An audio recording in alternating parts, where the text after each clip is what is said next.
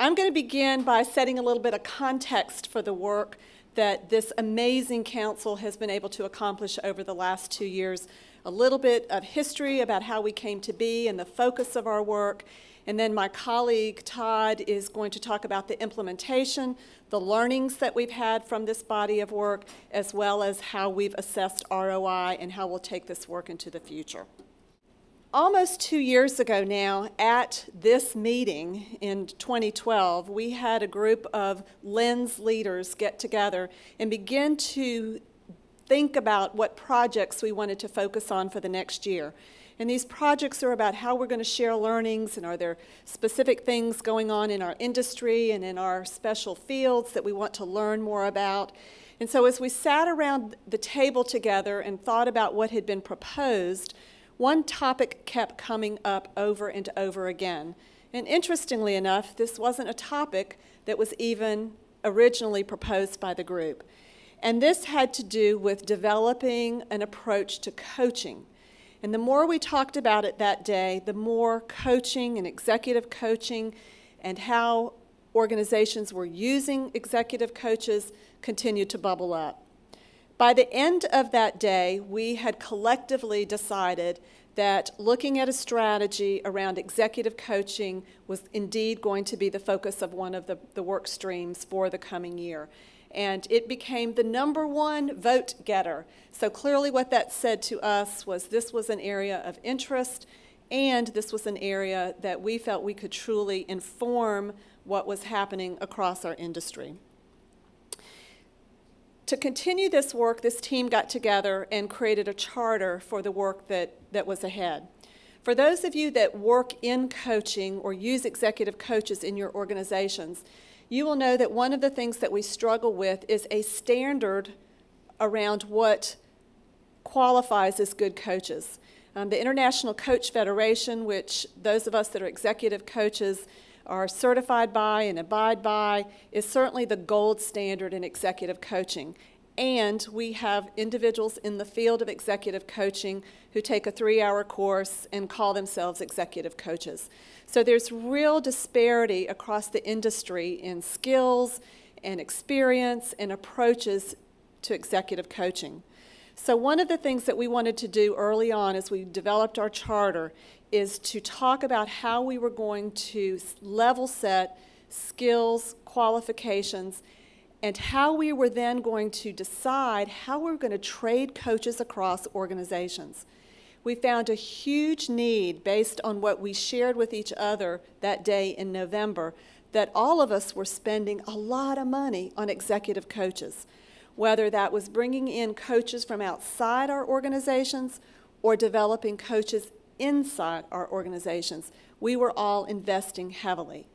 So this concept of somewhat standardization of approach to certification of coaches, as well as huge disparity in the field, and as organizations we were investing a lot, those two things came together to really create the focus and the charter of the work that we were going to be up to over the next years. So what you'll see on this slide are the individuals that were on our coaching council. And you will see broad representation from many of our Lens organizations. I have to honestly say that working with this group over the last 2 years has been one of the most professionally rewarding experiences of my career, and for many reasons. One, because of the learnings that we were to share with each other, and secondly, because as you look at the list of names, these were brilliant people that were experts in their field, who were seasoned OD and learning practitioners and professionals, all of whom brought their whole selves and a wealth of knowledge and expertise to the work that we were up to. We formed 2 subcommittees as we began to look at how can we take coaches and share them across organizations. What standardization, what approach did we want to take there, and how are we going to measure the ROI? So early on in our development process of this work, we formed 2 subcommittees. One of the committees was going to tackle the very question that I posed earlier. What were going to be the skills, the requirements, the certifications that we were going to expect of organizations that were going to put forth coaches to participate in this exchange program. And we had a lot of discussion about that. Did they need to be ICF credentialed? If so, at what level? And ICF credentials coaches at 3 distinct levels. If so, at what level? How many years of experience did they need to have? Did they need to have experience in certain methodologies and approaches? For example, my credential as a coach is in ontological coaching, and there are other distinct approaches to coaching. Were we looking for a uniform approach, or was it going to be okay that each coach that was offered up to the exchange would bring their own focus and expertise to the table? So those were the types of questions that that subcommittee focused on. Then we had an operations committee that was focused on how is this thing going to work. So we offer up a coach from Cone Health in Greensboro, and we have an executive at Henry Ford in Michigan, and how are we going to connect them? And what's that going to look like? And how is that going to work? And what requirements and boundaries are we going to put around those coaching practices and those coaching exchanges? So as you can imagine, that entailed a lot of detail and a lot of give and take as we crafted the context in which these coaches would go about doing their work. One day, as this committee is working and working and working, and not only did we have site meetings here in Chicago, but there were monthly telephone calls going on, and there was monthly work being done back in our respective organizations. And what we noticed was we were starting to create this very bureaucratic, complex process because we wanted to ensure when it happened, it was going to be perfect right out of the gate. And one of our amazing colleagues, Barbara from Henry Ford, said, guys, we've got to just do it. It's a prototype. Let's try it. Let's take the best learning that we have and the best discussions that we've had so far, and let's just see if we can make this exchange work. So with that as background, we launched into creating and implementing this exchange program. And Todd's going to talk about the details about that process. In that notion, in that spirit of just do it, we just started to say, all right, what are the basic things that we have to put in place to make this thing happen? Each of us have seasoned internal coaches in our organizations, and how do we tap into those individuals? So the first thing we did is each organization identified up to 2 to 3 coaches that they could offer as a part of the pool. And then we had each organization work with their hospital president, chief operating officer, senior executive to identify what's one coachee from each hospital that they would identify that would be a participant in the pilot program. So once we did that work, then we had the coaches create a bio. And so there was a bio sheet that came in on each coach. Initially, some were 3 pages in length, some were 2 sentences in length. And so we had to kind of calibrate that, send those back, manage those a little bit. And then we had the coachees do a little intake form. What was their goal in coaching? What were they looking for? What were they looking for in a coach as they would wanted to participate in the program? We then created this intake form and this intake process where NCHL, which was a fantastic partner to work with, then took what were the needs by the coachee, what were the profiles of the coaches, and made a match, right? And then what was really neat from a process perspective was we then gave the names of 3 coaches to every coachee, and the coachee called those individuals and interviewed them so they could then select the coach of their choice. And I think that process in and of itself was just really stellar, and the feedback that we got from the coachees is that was a really valuable part of the process. And they also said it was really difficult to make those decisions because of the quality of coaches that they had to choose from. From that, then, one of the expectations or one of the things that we created was that the coach would then reach out to the coachee and they would have one phone call to set up some logistics. I had phone calls with all of the coachees, did an hour-long call with them to say, here, this is a pilot program, here's the process that we're going to go through. Did a similar call with all of the coaches, let them know. one of the things that we set up is that each coach would fly to the location of the coachee and spend a day, or I think a couple individuals actually spent 2 days on site observing, getting to know, meeting their coachee, as well as meeting their staff, talking to executives that they interact with, and so forth.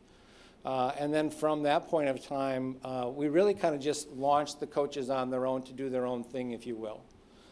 Again, being seasoned coaches, this is what they do. This was a 3-month pilot, and so it's a little compressed as opposed to, let's say, a 6-month engagement. And from that, then the coach and the coachees established goals. The other thing that was important was, I would say that we had 3 people involved in the process, or actually 4. The coachee's manager was definitely involved in the process. So we actually sent out a form to the manager of the coachee asking what goals that they were looking for from this individual, what were their expectations. We actually held on-site meetings. One of the on-site meetings was with the manager, the coachee, and the coach to kind of set up some expectations and talk about confidentiality and certain agreements as well. Once we launched that form, we kind of let them go. I did a couple check-ins with the coaches and the coachees just to see how the experience was going. And for the most part, it was extremely successful. And then we kind of wrapped it up after 3 months. And at the end of the 3 months, we did an evaluation on the program. So kind of what came back from the evaluations was overall successful. We asked a series of questions. One of the questions was just the overall effectiveness. And from the coachee's perspective, it was a 5.0. And as a matter of fact, on all 11 questions we asked the coachees, they all rated it a 5. So for the coachee, it was a tremendous experience. From the coach perspective, it was a 4.6, and some of the feedback that we received from the coaches was part of the reason it wasn't a 5 was because some of the executives couldn't meet their commitments on this 2-week, every other week meeting time, and so there was some logistical pieces. I think behind the scenes, they also felt like we were pushed out there and said, "I've got a site visit. What does that mean? What am I supposed to do at a site visit?" So on and so forth. So that was a little bit, confusing and challenging for them. The other thing is the return on investment. So we figured in this coaching engagement for a 3-month engagement, given the hours of time that the coaches put in plus the travel costs, that our average cost was about $4,000 per consulting engagement. And I guess depending upon what part of the country you live in, your coaching costs at the same time would be anywhere from probably $10,000 upwards to $30,000. And so clearly you can see that the return on investment was there in regards to the coaching exchange.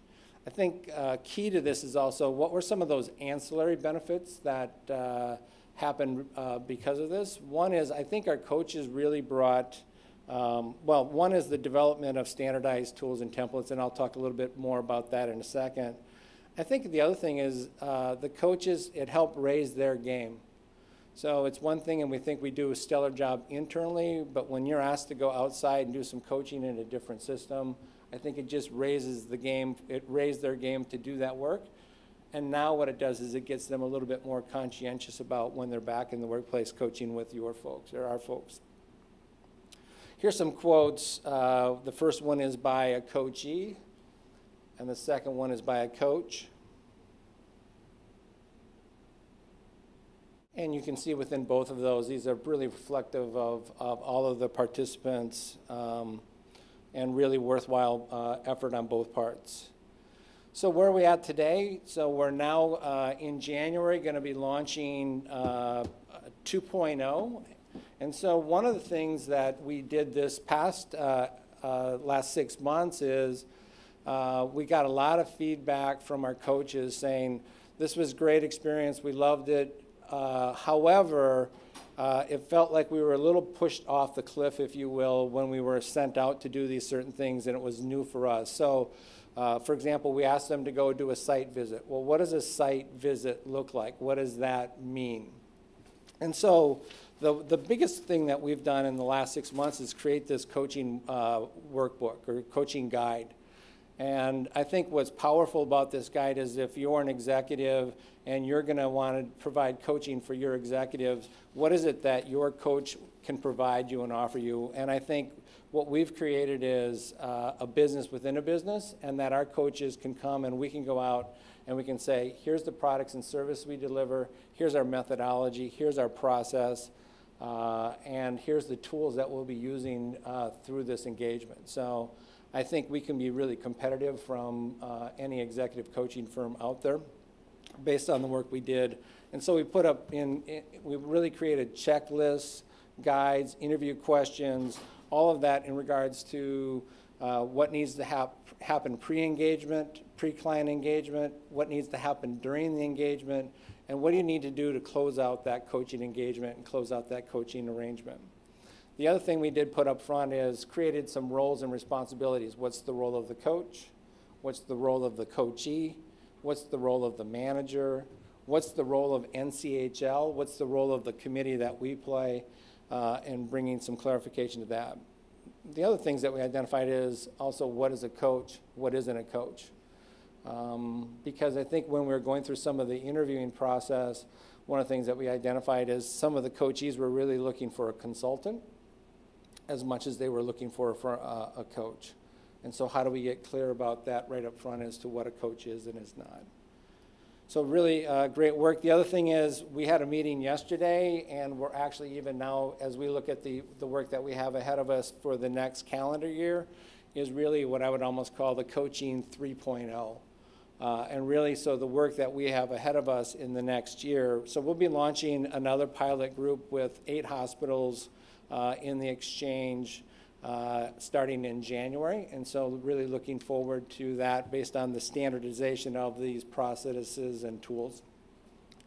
So for the work coming up this year, we're going back and looking at certification again and saying, okay, if we really want to hardwire, if we really want to do this, do we want to have and expect each of our coaches to have some type of certification that they'll bring with them into the organizations?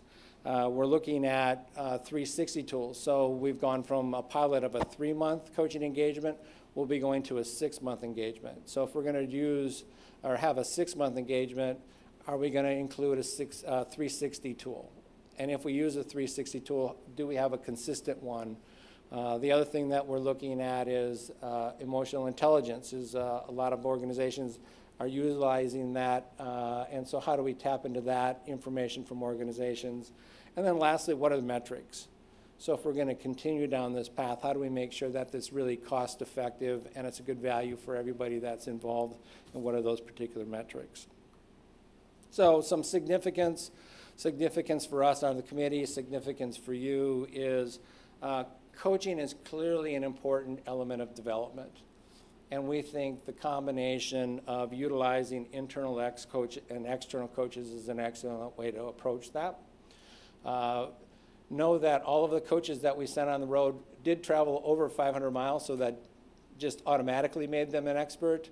But these are also folks that work in your hospitals.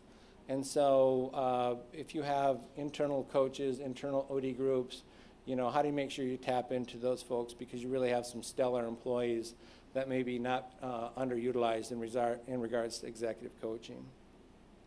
Having a consistent standard approach and process really sets the coach up for success. And even though we did a stellar job, and I think we knocked it out of the park in the first go-round, I think by putting this guide and this handbook together for the coaches and the coachees coming around the next round, even version 2.0 is even going to be much better and much stronger. The coaching exchange works when we have the appropriate number of coaches to coachees. And what I mean by that is it was awesome because the first round we really had 3-to-1. So we really had that opportunity for that coachee to interview 3 people. And in the spirit of pure candor, we were actually going to launch 2.0 a couple of months ago, but we had a couple systems that were so busy that we said we're not ready to go. So we can offer up a coachee, but we don't have any coaches to offer up.